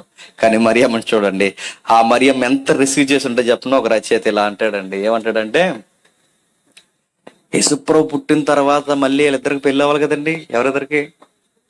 యోసేపు మరియలకి. వీళ్ళిద్దరికి పెళ్ళి అయితే పెళ్లి పీటల మీద ఒకవేళ అంటున్నాను, అది జరిగిందో లేదో రికార్డ్ లేదు కానీ ఊహించి అన్నాడు రచయిత. ఇప్పుడు ఆ పెళ్లి పీటల మీద యోసేపు అటేపు కూర్చుని మరియమ్మ ఇటేపు కూర్చుంటే వీళ్ళిద్దరి మధ్యలో ఎవరు కూర్చుంటారు చెప్పండి. ఎన్ని అవమానాలు మోయడానికి రెడీ అయిపోయింది ఎవరండి? మరియమ్మ. అది జీవితం అంటే. ఆరాధన అంటే ఒక గంట అలా ఊగేయడం కాదు. ఆరాధన అంటే ఏంటో తెలుసా? ఇదిగో లైఫ్ లో అన్ని దేవుని కొరకు అవమానాలు మోయడానికి సిద్ధపడమే ఆరాధన. మనం ఆరాధన అంటే ఏమనుకోండి చెప్పిన, గట్టిగా మ్యూజిక్ కొట్టాడు, గట్టిగా పాట పాడాడు, గట్టిగా ఊగాడు, ఆ పాట ఇవ్వకపోతే కోపగించాడు. అది మనకు ఆరాధన. అదేకండి మనకు ఆరాధన. అట్టుగా ఒకటి ఈ మధ్య ఇంకా గట్టి పడేస్తాడు, ఇంకా గట్టి పడేస్తాడు, ఇంకా గట్టి పడేస్తాడు, ఇంకా గట్టి పడేస్తాడు. ఆడు కొడతారు పేట కొట్టు దగ్గర, ఇంకా కట్టుకోండి, ఇంకా కొట్టు, ఇంకా ఇంకోటి అంటే ఆ పేట తీసి ఎదురెడ్డి కొట్టేసుకో అన్నాడు. ఆరాధన అంటే గట్టి కొట్టేయడమా? ఆరాధన అంటే గట్టిగా వాయించడం అది కాదు. గుర్తుపెట్టుకోండి, ఆరాధన అంటే లైఫ్ లో గుర్తుపెట్టుకోండి, మరియమ్మ త్యాగాలు చేస్తూ వెళ్ళిపోయింది, అవమానాలు మోస్తూ వెళ్ళిపోయింది. ఎప్పుడో చెప్పిన గాబ్రియేలు ప్రసంగం జీవితాంతం గుర్తుపెట్టుకుని చూడండి. మనకు ప్రతి డిసెంబర్ చెప్తున్నారు ఏంటి? వర్తమానం. పోయిన వర్తమానం ఏం చెప్పారంటే ఈ వర్తమానంలో మనకు గుర్తుండదు. మనకి ఈ వర్తమానం అయిపోయిన తర్వాత మళ్ళీ డిసెంబర్ లో ఆ రోజు జేమ్స్ గారు వచ్చారు, ఏం చెప్పారంటే చెప్పండి. గుర్తులేదండి. బాగానే చెప్పాడు కానీ గుర్తులేదండి. నేను అడుగుతున్నాను, ఎప్పుడు చెప్పిన ప్రసంగాన్ని ఎప్పటి వరకు గుర్తుపెట్టుకుంది? జీవిత చరమాంకం వరకు గుర్తుపెట్టుకుని జీవితాన్ని రిస్క్ లో పెట్టింది. ఇంకో మాట చెప్పిన, ఆమెట ఆ 46వ వచనంలో తెగించిందట మరియా. ఆ మొదటి అధ్యాయం 46వ వచనం చూడండి, నా ప్రాణము ప్రభువుని గానపరుచుంది. అంటే ఏంటి? ఆ మాటకు అర్థం ఏంటి చెప్పిన, నా ప్రాణాలు తెగిస్తున్నాను దేవుని కొరకు, నా ప్రాణాలు తెగించి దేవుని కొరకు నిలబడుతున్నాను, నా దేవుని కొరకు తెగించి నేను ఆరాధిస్తున్నాను. నా ప్రాణం ఏమి. ఎందుకంటే అలాంటి నిశ్చితార్థం జరిగిన అమ్మాయికి ఇప్పుడు గర్భవతి అని తెలిస్తే ఆ ఊర్లో వాళ్ళందరూ ఏం చేస్తారండి? రాలిచ్చుకొట్టి చంపేస్తారు. అంటే ఇప్పుడు ప్రాణాలకి తెగించి ఆ ఊరికి ఎదురు నిలబడి ఆరాధిస్తుంది ఎవరిని? అంటే తన ప్రాణాన్ని పణంగా పెడుతుంది. చూడు, ఈరోజు అడుగుతున్నాను, ప్రాణాలు పణంగా పెట్టేంత ఆరాధనలు మనం చేస్తాం చెప్పండి. ప్రాణం పణంగా పెడుతుందో స్తుతించడానికి. ఎలా ప్రాణం పణంగా పెడుతున్నా? ఇదిగో ఆమె గర్భం దేవుని కొరకు ధరించిందంటే ఆ ఊరోళ్ళు మంచోళ్ళు కాదు, చంపేస్తారు. అయినా కానీ నిలబడి చూడండి, ప్రభువా నీ చిత్తము చనిపోవడం అయితే నేను చనిపోతాను, నీ చిత్తము గర్భాన్ని మోయడం అయితే గర్భం మోస్తాను, నీ చిత్తము అవమానాలు మోయడం అయితే అవమానం మోస్తాను, నీ కొరకు నేను ఊహించుకున్న కళలన్నీ ఆవిరైపోయినా పర్లేదు, నీ కళే నా జీవితంలో సిద్ధించును గాక. ఎంత మంచి త్యాగం రాలండి. నేను అడుగుతున్నాను, ఇలాంటి త్యాగం చేసే వారు ఎప్పుడైతే ఉంటారో ఆ ఊర్లో నిజమైన క్రిస్మస్ జరుగుతాయి, ఆ ఊర్లో నిజమైన క్రిస్మస్ ఆరాధనలు జరుగుతాయి. ఆరాధన ఆరాధన ఆరాధన అని ఏడబ్ల్యూ టోజర్ ఇంగ్లీష్ రచయిత ఇలా అంటాడు, మన వాళ్ళందరినట అబద్ధాలు ఆడరంట, నైస్గా పాడతారంట. క్రైస్తవులు అబద్ధాలు ఆడరంట, పాడతారు. ఎలా పాడతారు? ఇదిగో ఎలాది నదులంత విస్తార తైలు నీకు ఇచ్చిన చాలునా చాలదు కాబట్టి ఇవ్వట్లేదు అన్నారు. పెద్ద అబద్ధం. వేలాది నదులంతా వేలాది పొట్టేళ్ళు నీకు ఇచ్చిన చాలునా? చాలు కాబట్టి ఇవ్వట్లేదు ప్రభువా. వెంటనే దేవుడు ఆ పాట పాడుతూ ఉండగా వేలాది నదులంత విస్తారతలు నీకు ఇచ్చిన చాలు అనగానే చాలును అంటే ఏం చెప్తారు చెప్పండి? తూచ్ అలా ఆడతాం కానీ నువ్వు అలా వచ్చేస్తా ప్రభువా అంటాం మనం. ఎవడు చెప్పినా అందుకే క్రైస్తవులట అబద్ధాలు ఆడరట. చెప్పండి. మరియమ్మ అబద్ధాలు ఆడదు, అబద్ధాలు పాడదు, నిజాలే పాడుతుంది, నిజంగానే బతుకుతుంది. దేవుని కొరకు ప్రాణం ఇచ్చి బతుకుతుంది, ప్రాణం పెట్టి పాడుతుంది, ప్రాణాన్ని పణంగా పెట్టి పాడుతుంది. ఇదిగో తన ప్రాణాన్ని రిస్క్ లో పెడుతుంది చూడండి. త్యాగం చేసింది, తెగించింది, ప్రాణాలు ఎదురొడ్డి నిలబడుతుంది.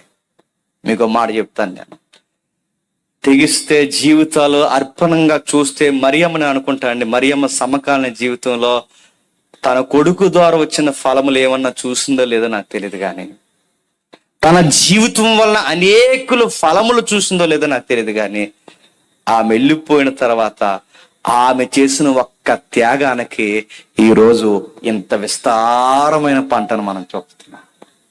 ఆ రోజు ఆ ఒక్క తల్లి చేసిన త్యాగాన్ని అడుగుతున్నానండి. ఈ రోజు ఇంత క్రిస్మస్ వేడుక ఇలా జరుగుతుందని మరియమ్మకు తెలుసో లేదో నాకు తెలియదు, కానీ ఆ రోజు ఆమె చేసిన త్యాగానికి ఎంత పెద్ద క్రిస్మస్ వేడుకలు జరుగుతున్నాయి. అంటే ఆమె ఒక్క ప్రాణత్యాగానికి లేదా ఆమె ఒక్క జీవితాన్ని పణంగా పెట్టడానికి సిద్ధమైనందుకు ఈరోజు ప్రపంచం అంతా రక్షణ పొందుతుంది. చూడండి, ఒక ఎగ్జాంపుల్ చెప్తాను. ఆయన పేరు నాకు సరిగ్గా గుర్తులేదు. ఆఫ్రికా ప్రాంతానికి వెళ్తాడు, దీవులు ఉన్న ప్రాంతానికి వెళ్తాడు. ఆ ప్రాంతానికి సువార్త చెబుదామని వెళ్తాడు. సుమారు కొన్ని వేల కిలోమీటర్లు ప్రయాణం చేసి వెళ్లాల్సిన ప్రాంతాలు. తన సొంత దేశాన్ని వదులుతాడు, ఈ ప్రాంతం గుండా వస్తాడు, ఈ మైళ్ళు ప్రయాణం చేసి ఆ ఓడ మీద వెళుతుంటాడు. ఓడ మీద వెళ్ళే కొలది ప్రతి ఇల్లున వాళ్ళందరూ చచ్చిపోతుంటారు. మళ్ళీ వెనక్కి వచ్చేసి, ఎందుకంటే భయంకరమైన తుఫాన్లు కొడుతుంటాయి, భయంకరమైన అలలు కొడుతుంటే. ఈ రోజుల్లో ఉన్నట్టు GPS లేవు గనక రూట్లు మిస్ అయిపోయి డీవీలకు పోయి ఆకలితో చచ్చిపోయేవారు చాలా మంది. వీళ్ళ ఆశ ఏంటంటే ఎక్కడో అనాగరికులు ఉన్నారు, ఆ అనాగరికులకు సువార్త చెప్పాలి. అందరూ వెళ్తున్నారు, దారి తప్పిపోయి సముద్రంలో చచ్చిపోతుంది. ఎందుకంటే అది పెద్ద సముద్రం, మధ్యధరాస సముద్రం. ఆ సముద్రం మీదుగా మళ్ళీ భాగాల గుండా లోపలికి పోవాలి, ఆ ప్రాంతాల గుండా పోవాలి అంటే ఎవరు వెళ్ళలేకపోతున్నారు, మ్యాప్ సరిగ్గా దొరకట్లేదు. ఇప్పుడు ఒక నిర్ణయించుకున్న, ఆయన పేరు నాకు సరిగ్గా స్ట్రైక్ అవ్వట్లేదు. ఆయన నిర్ణయించుకుని ఒక మాటకు వస్తాడు, నేను వెళ్తాను, ఆ ప్రాంతానికి నేను వెళ్తానని నిర్ణయించుకుంటాడు. ఆ ప్రాంతానికి వెళదామని నిర్ణయించుకోవడానికి ప్రాణాలకు తెగిస్తాడు. ఒక మాట నేను చెప్పిన, వాళ్ళ అమ్మ అడుగుతుంటది ఇంట్లో ఉన్నప్పుడు, ఏరా మనకి పరుపులు ఉన్నాయి, మంచిగా డాక్టర్స్ అవుతున్నావు, మనకి మంచి వస్తువులు ఉన్నాయి, ఆ నేల మీద పడుకుంటున్నావు ఏంట్రా అని అడిగితే వాళ్ళ అమ్మకి ఇలా చెప్తాడు, అమ్మా నేను రేపు పొద్దున్న దేవుని సువార్తకి వెళ్ళినప్పుడు అక్కడ పరుపులు ఉండవు కదమ్మా, అందుకే ఇప్పుడే నేల అలవాటు చేసుకుంటానంట. తన జీవితంలో అడుగడుగున త్యాగాలు చేస్తాడు. అలా వెళతాడు. సుమారు కొంత ఆహారము 150 మంది ప్రజలను పెట్టుకుని సుమారు కొన్ని నెలలు ప్రయాణం చేసి వెళ్తుంటారు. సముద్రం తాకిడికి ప్రయాణానికి ఆహారం అయిపోతుంది. ఆహారం అయిపోయిన తర్వాత సముద్రం తాకిడికి ఆహారం అయిపోతే చివరికి ఎలా అయిపోతారు చెప్పినా, నీళ్లు కూడా దొరకవు, నీళ్లు కూడా అయిపోతాయి సముద్రం మీద, అన్నీ అయిపోతాయి. ఈయన చేసింది ఏంటంటే ఇక వెళ్ళిపోతున్నాడు ఆ దీవి దగ్గరకు అనుకున్న టయానికి. వెళుతున్నప్పుడు ఆయన దగ్గర ఉన్న పద్ధతి ఏంటంటే, ఏ రూట్ అంటే వెళ్తున్నాడో ప్రతిదీ డైరీలో మ్యాప్లు వేస్తాడు ఆయన, ఎందుకంటే నెక్స్ట్ ఇంకొకరు రావాలి. ఆ మ్యాప్లు వేసుకుంటూ వెళ్ళిపోతాడు. తన కూడా వచ్చిన అందరు చచ్చిపోతారు, అన్నం లేక చచ్చిపోతారు, నీళ్ళు లేక చనిపోతారు, వసతులు లేక చనిపోతారు, జర్నీలో చనిపోతారు, చలికి చనిపోతారు, సముద్రంలో చనిపోతారు. చివరికి లాస్ట్ గా ఒక్కడ మిగిలి ఆ ఒక్కడు ఆ దీవు దగ్గరికి వెళ్ళకుండానే చచ్చిపోతాడు. విషయం చెప్పిన, చివరికి ఈయన కూడా ఆ దీవు దగ్గరికి వెళ్ళాడు. కానొక రోజు వాళ్ళు ఏమైపోయారా అని వెనకాల ఎతుక్కుంటూ వచ్చిన వాళ్ళకి బాగా వినండి, ఆ శవాల దెబ్బల మధ్య డైరీ దొరుకుతుంది. ఆ డైరీ తీసుకుని ఆ డైరీలో రాస్తాడు, నేను ఎప్పటికైనా వెళ్తానో లేదో నాకు తెలియదు, కానీ నా తర్వాత ఎవరో ఒకరు వెళ్ళాలి, ఈ గ్రామ ప్రజలను లేదు ఈ అనాగరికులను రక్షించాలి, నా ప్రాణం పోయినా పర్లేదని ఆ డైరీలో రాసి ఆ మ్యాప్ వేసి చచ్చిపోతాడు. అందులో ఏమని రాశారు చెప్పనా? ఆ మిషనరీకి సముద్రంలో బాగుండండి, సముద్రంలో రాలిపోయిన గోధుమ గింజ, ఫలించకుండా సముద్రంలో రాలిపోయిన గోధుమ గింజ. కానీ ఆ చనిపోయిన తర్వాత ఆ డైరీ పెట్టుకొని ఆ తర్వాత డేవిడ్ లివింగ్స్టన్ లాంటి వాళ్ళు గొప్ప గొప్ప వాళ్ళందరూ ఆఫ్రికా ప్రాంతానికి వెళ్ళారు. అంటే ఆ తరానికి ఆయన ఏమీ చూడలేదు, ఆయన ఇంత ఫలం వస్తుందని. కానీ ఈరోజు ఆఫ్రికా ప్రజలందరూ చాలా మట్టుకు దేవుణ్ణి నమ్ముకున్నారంటే ఆ రోజు ఆ ఒక్కడు చేసిన త్యాగం. ఆ రోజు మరియమ్మ ఆ త్యాగం చేయగలిగిన కనుకే ఈరోజు ఎంతమంది మనం దేవుణ్ణి ఇలా బాహాటంగా మనం ఆరాధించుకోగలుగుతున్నాం. ఆ రోజు ఆ ఒక్క మిషనరీ తన జీవితాన్ని అలా పనంగా పెట్టగలిగాడు కనుకే ఆ ఖండమంతా దేవుణ్ణి ఆరాధించగలుగుతుంది. ఈరోజు నేను అడుగుతున్నాను, క్రిస్మస్ వర్తమానంలో మనం స్వీకరించాల్సిన మెసేజ్, ఒక మోమాటం లేని వర్తమానం మనకు వినబడితే మనం ఏమి ఫలిస్తున్నాం చెప్పండి. ఎవరో చెప్పుల షాపులో పని చేసుకునేవాడట, బాగా వినాలి, చెప్పుల షాపులో పని చేసుకునేవాడట. పని చేసుకుంటున్న కుర్రోడికి తోటు పన్నోడు చెప్పాడండి, యేసుప్రభు అంటే ఇలా ఉంటాడని. తోటు పన్నోడు చెప్పాడు, అరే యేసుప్రభుని నమ్ముకుంటే జీవితాలు ఇలా ఉంటాయని. ఆ చెప్పుల షాపులో పనిచేసే కుర్రోడు ఎవరో తెలుసా? William Carey. ఆ చెప్పుల షాపులో పనిచేస్తున్న అబ్బాయికి ఎవరో మరొక అబ్బాయి, దేవుడిని నమ్ముకున్న అబ్బాయి, ఇలా ఉంటుందిరా క్రైస్తవం అని చెబితే ఆ మెసేజ్ విన్న తర్వాత ఆ రోజు నిర్ణయించుకున్నాడట, ఎప్పటికైనా దేవుడిని ఎరగని ప్రజల దగ్గరికి నేను సువార్త చేయడానికి వెళ్ళాలి. వాళ్ళ నాన్న తిట్టాడు, వాళ్ళ అమ్మ తిట్టింది, వాళ్ళిద్దరూ పాస్టర్ గారే. నువ్వు సేవ అంటే చేయగానే దేశం పోయి చేస్తా అంటే పెట్టరా సేవ? నువ్వు ఎక్కడికి పోయి సేవ చేస్తారంటే పెట్టి నీకేమైనా పిచ్చా? నువ్వు ఎక్కడుండి తప్ప ఎక్కడికి వెళ్ళొద్దని ఆ తల్లిదండ్రులు తిట్టారట. కానీ విలియం కేరీ ఆశల్లా ఒకటే, ఈ భారతదేశానికి వెళ్ళి సువార్త చెప్పాలి. విషయం ఏంటి చెప్పిన, 6 నెలల గర్భవతిని కూడబెట్టుకుని మన భారతదేశం వచ్చాడు.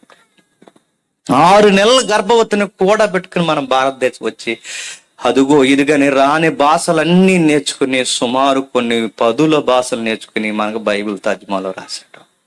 ఇక్కడికి వచ్చిన తర్వాత మురుగు వాడల్లో సరి అయిన వసతులు లేక, సరి అయిన ఆహారం వారికి సరిగ్గా ఇమడక, ఆ గర్భిణి, బాగా వినండి, సరి అయిన బాలింత చేస్తారు చూసారు పథ్యం, ఆ పథ్యాలు కూడా సరిగా అందక, ఆ బిడ్డను సరిగ్గా సాకలేక, ఆ బిడ్డకి ఇక్కడికి వచ్చిన తర్వాత ఏదో మలేరియా జ్వరం లాంటిది ఏదో జ్వరం వస్తే ఆ బిడ్డ చనిపోయాడు.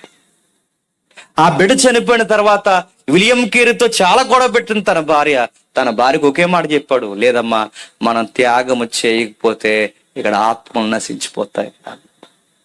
మనం ఏదో ఒక త్యాగం, నువ్వు నేను ఎవరో ఒకరు త్యాగం చేయకపోతే ఇక్కడ నశించిపోతాయి, మనం త్యాగం చేయాలమ్మా అని. నీకు పిచ్చి పట్టింది, దేవుడు పిచ్చి అంతే. ఏమనుకుంటే అనుకో, కానీ ఈ దేశాన్ని కొంతైనా నేను వెలిగించి వెళ్ళాల్సిందని మళ్ళీ కొడుకు పుట్టాడు. మళ్ళీ ఆ కొడుకు పుట్టే సమయానికి ఆ కొడుకు కూడా చచ్చిపోయాడు. ఎప్పుడైతే రెండో కొడుకు కూడా చనిపోయాడో విలియం కేరీ భార్య పిచ్చిదైపోయిందని. ఎంత పిచ్చిదైపోయింది చెప్పనా? నడు రోడ్ల మీదకి వచ్చి విలియం కేరీని పచ్చి బూతులు తిట్టిందట. నువ్వు అలా టోడురా అంటే మన భాషలో చెప్తాను, ఇంగ్లీష్లో తింటుంటుంది కదండి.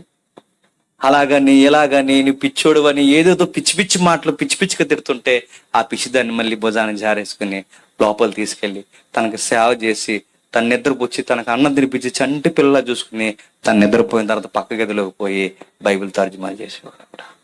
విషయం చెప్పిన కొన్ని రోజులకి ఆ ఒక్కగానొక్క తోడు కూడా చచ్చిపోయింది. ఆ ఒక్క భార్య కూడా చనిపోయింది. ఇప్పుడు ఆ భార్య పిల్లల్ని సమాధి దగ్గర కప్పెడుతూ, ఆ సమాధి దగ్గర మోకాలు వేసి, సమాధి మీద ఒక చెయ్యేసి, ఒక చెయ్యి ఆకాశం వైపు చాసి ఏడుస్తూ ఇలా అన్నాడండి, ప్రభువా నా గిటి మీద చెయ్యేశాను, నా చేతి నిండా కన్నీళ్లు తడిసిపోయాయి, ప్రభువా నా గిటి మీద చెయ్యేసి నేను, నా గుప్పిళ్ళు కన్నీళ్లతో తడిసిపోయాయి, నా బిడ్డ పోయింది, నా భార్య పోయింది, ఇప్పుడు నాకు మాట ఇస్తున్నాను ప్రభువా, నేను ఎనుదిరిగి చూడకుండా నాకు ధైర్యం ఇవ్వయ్యా అన్నాడు.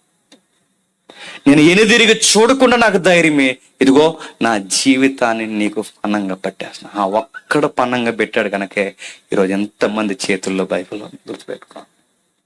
క్రిస్మస్ అంటే ఏంటి చెప్పినా, లైఫ్లో ఏదో ఒకటి చేయాలండి దేవుని కొరకు. నీ స్థానిక సంఘం బాగాలేదని అక్కడెక్కడ ఎదవ సోదు కబుర్లు చెప్పు, బాగోపోతే బాగు చేయి. నీ స్థానిక ప్రజలు మా ఊర్లో బాగా తాగుతారని కబుర్లు చెప్పుకో, తాగే వాళ్ళని మానిపించడానికి నువ్వే కంకణం కట్టుకో.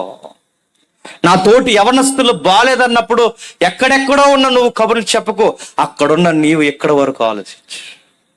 ఎక్కడో ఢిల్లీలో ఉన్నారండి, ఎక్కడో ఇక్కడ పని చేస్తున్నారండి, అక్కడి నుంచి ఇక్కడికి వీళ్ళు ఊరు కొరకు ఆలోచిస్తున్నారంటే నేను అనుకుంటానండి వాళ్ళ రెక్కల కష్టం ఇదంతా ఈ పిల్లలందరూ కలిసి మా ఊరు ప్రజలు బాగుండాలనుకుంటున్నారు. వాళ్ళు ఎంతో కొంత ఆలోచిస్తున్నారు కనుక బాగుండాలి. నేను అడిగితే రాజధానిలో ఉంటున్నారు, రోజుకో సుఖాన్ని, రోజుకో రకాన్ని, రోజుకో ఫుడ్ని తింటే ఎవడండి వాళ్ళని అడిగేది? మీరు వెళ్ళి సూత్ర ఢిల్లీలో ఏం చేస్తున్నారు? అక్కడున్న వాళ్ళు ఇక్కడ వరకు ఆలోచించి, మీ ప్రజలందరూ ఆలోచించి, మీ ఊరు ప్రజలు, మీ సేవకులు, మీ పెద్దలందరూ బాగుపడాలని ఆలోచిస్తున్న ఆ స్వీకరి మనలో లేదనుకుని గుర్తుపెట్టుకోండి.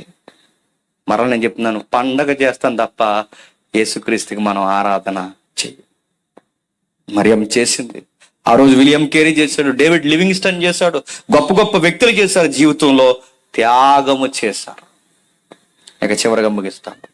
దమ్మున్న ప్రసంగికుడు, నెక్స్ట్ దమ్మున్న విశ్వాసురాలు. దమ్మున్న వర్తమానానికి అంతే దమ్ముగా స్వీకరించిన మరియం. ఈ మరియమ్మను సపోర్ట్ చేయడానికి వెనకాల ఒక పెద్ద మనిషిలో నిలబడ్డాడట. ఎవరు? యోసేపు. వెనకాల పెద్ద మనిషిలో నిలబడ్డాడు. ఎంత పెద్ద మనిషి చెప్పినా, నీకేం కాదు, దేవుడు చెప్పిన మాట నేను నమ్ముతున్నాను, నీ గర్భాన్ని కాపాడే బాధ్యత నాది. ఆ లోనున్న బిడ్డను, నీ జీవితాన్ని, ఇదిగో నీ మీద రాయపడాలంటే ముందు నా మీద పడాలి.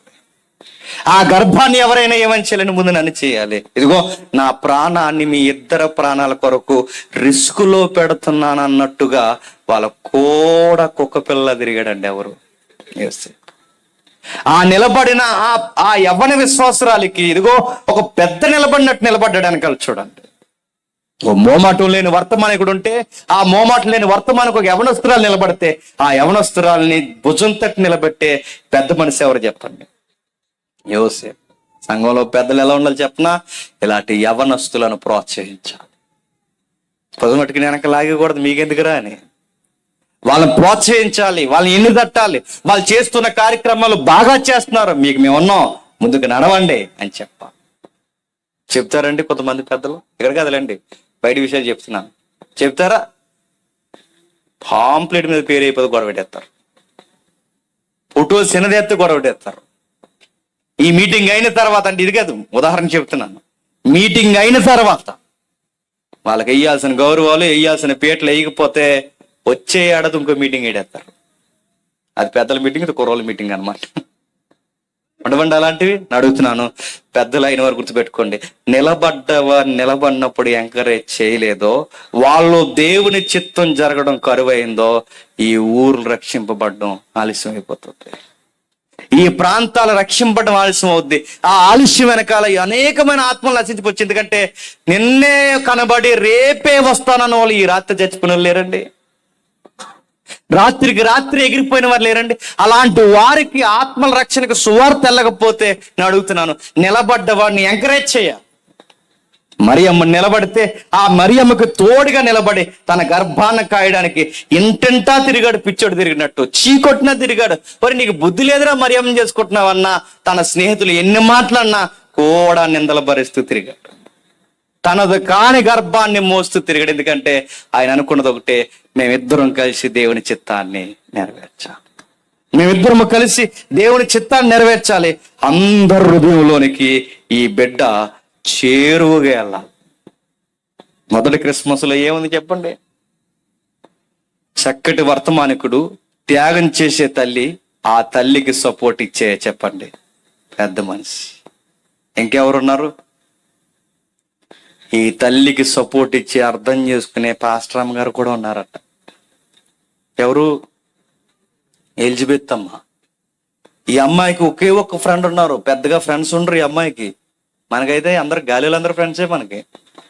ఆవిడకి పెద్ద ఫ్రెండ్స్ ఉండరు. ఆవిడకి ఎవరైనా ఫ్రెండ్ ఉన్నారంటే పాస్టర్ గారే ఫ్రెండ్.